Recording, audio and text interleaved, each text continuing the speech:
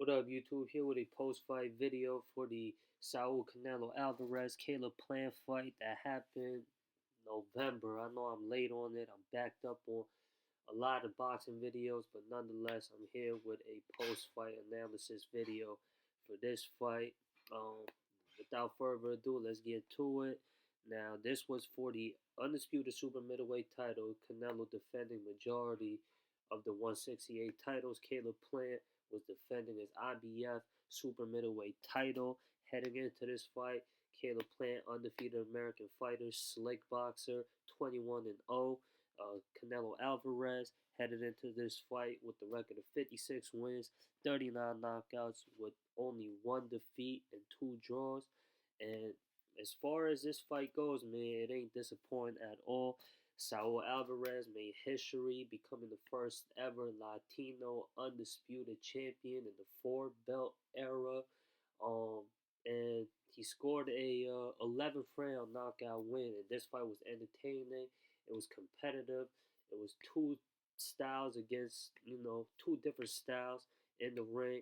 Like I said, Caleb Plant, a slick boxer who likes to move around and throw fast punches and utilize his ring generalship. Classic boxer puncher dude. Canelo Alvarez, a well-rounded fighter with a good mixture of aggression and good counter-punching abilities and good slick movement and good defense as well. Um, Caleb Plant, with his 21 knockouts, he has 12 knockouts. He's not known to be a ferocious power puncher. Like I said, his ring name, his alias is Sweethands. He's got good combos. Like I said, moves around the ring well, slick, slippery fighter. And this fight is Caleb Plant fought like how he always fights, slick, slippery, moving around the ring well. Trying to stay off the ropes, trying to get Canelo to chase him, and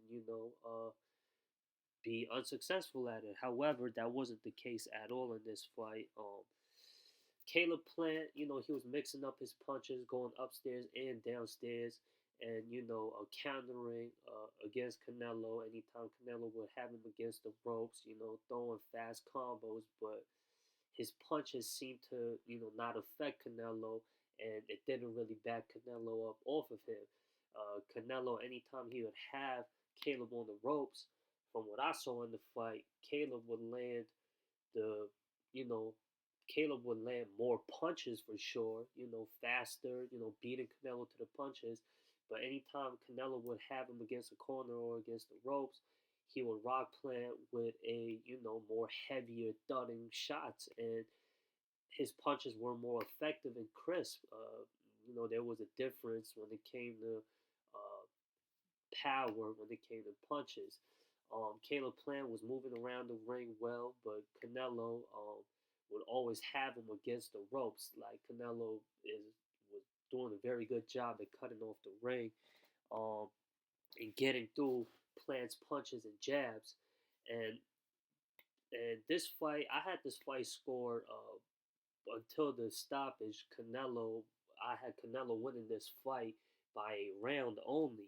That just goes to show you how close I saw the fight to be. I know the Showtime commentators had the fight, for Canelo up by a wide margin.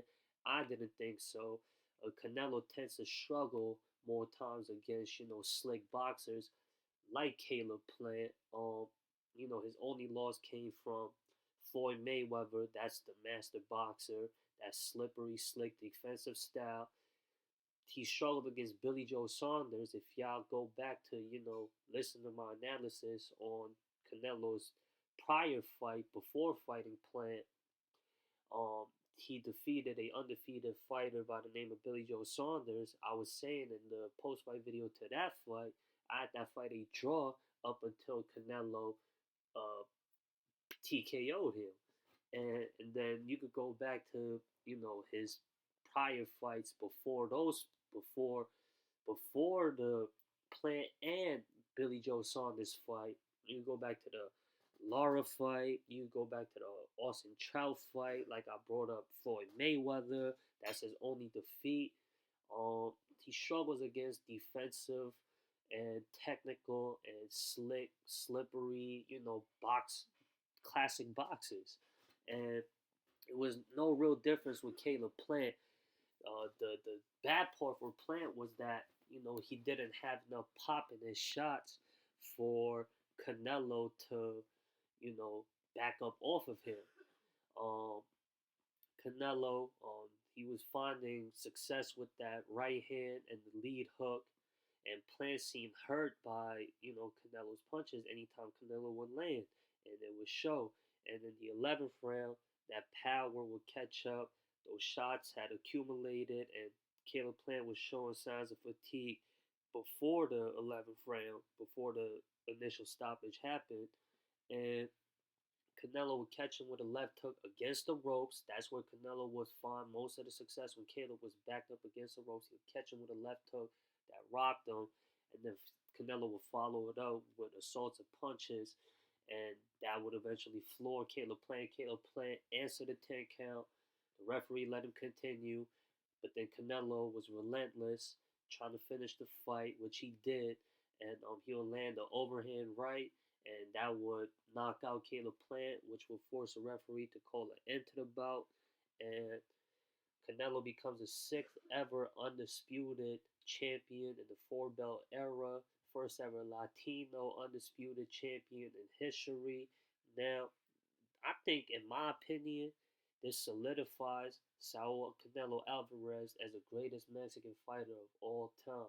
Dude been fighting since he was 15 years old professionally, and he's what, in his early 30s now, is a four divisional world champion, first ever Latino undisputed champion, won at light heavyweight.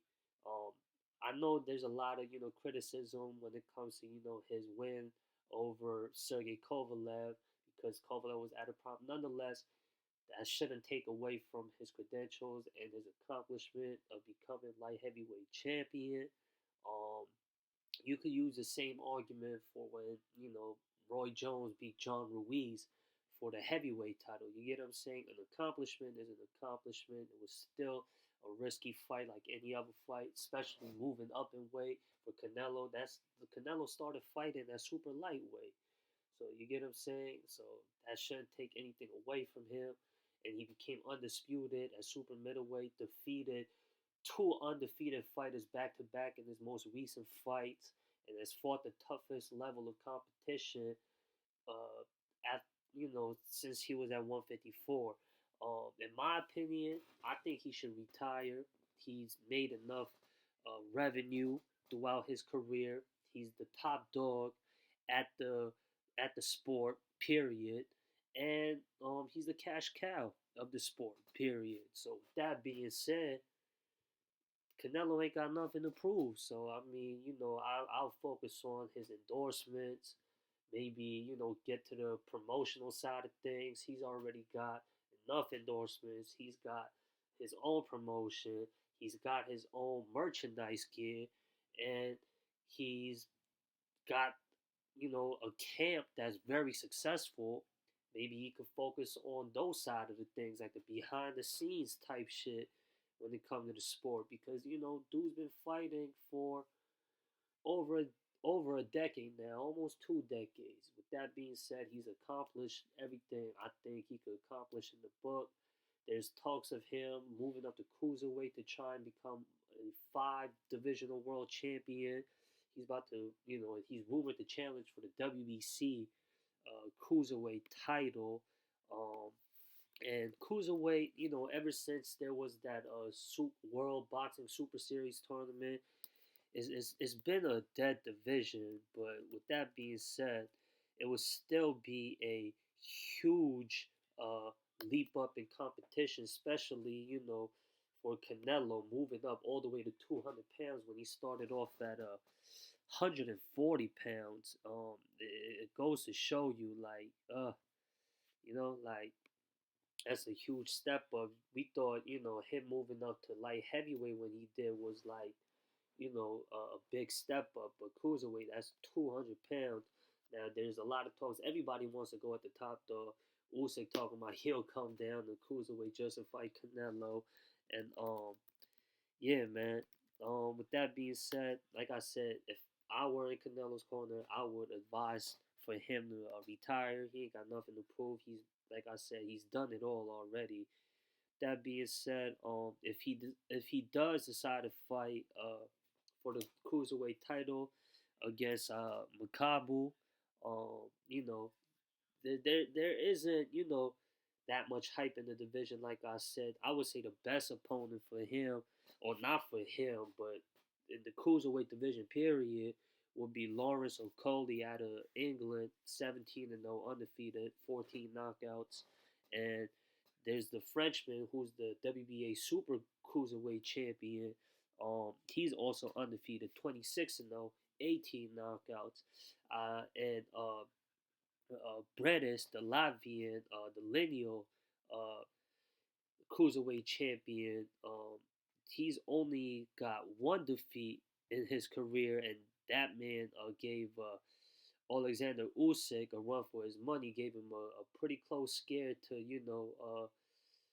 giving Usyk that one loss, which he doesn't have because Usyk is still unbeaten. I would say him.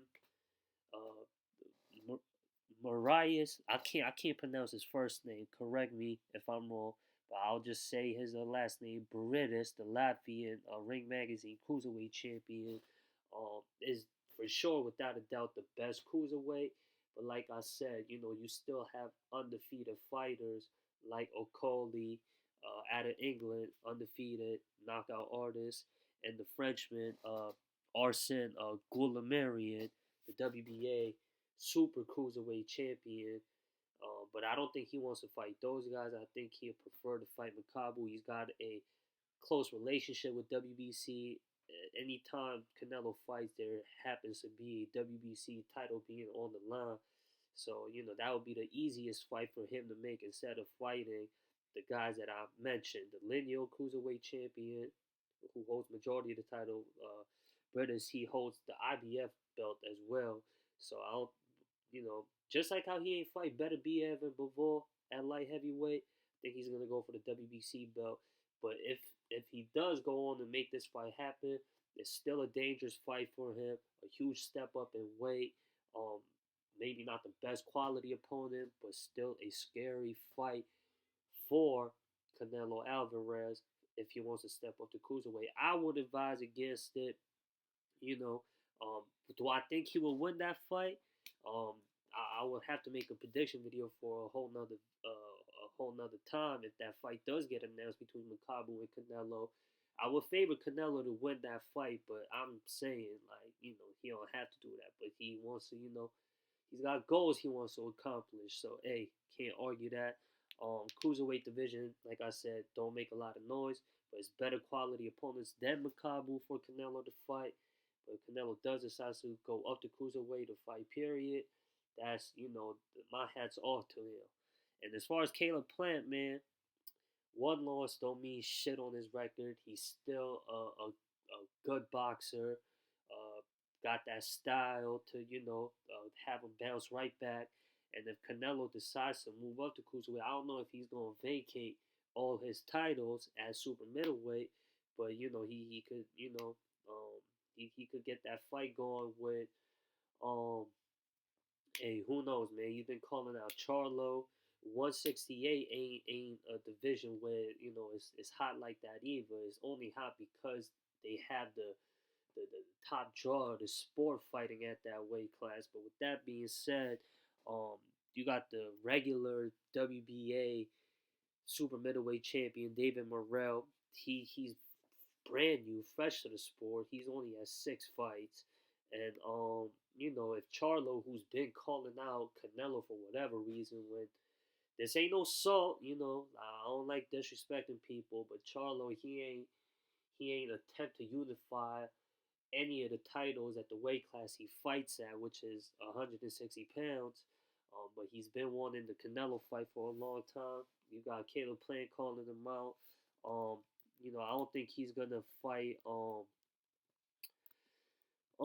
what's his name, Billy Joe, because I think Billy Joe's gonna retire. And yeah, you still got guys like John Ryder, Jesse Hart, it's still some names out there. I think Anthony Durrell, who fought on the undercards to the Canelo Plant fight, wants a fight with Caleb Plant. So it's still some key matchups for Caleb Plant to have out there following this fight.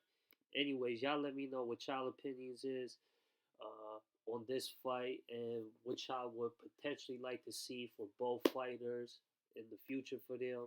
Uh, Comment, subscribe if y'all want, share if y'all want, and yeah, that'll do it for this video. Y'all be safe, be healthy, happy holidays, and peace.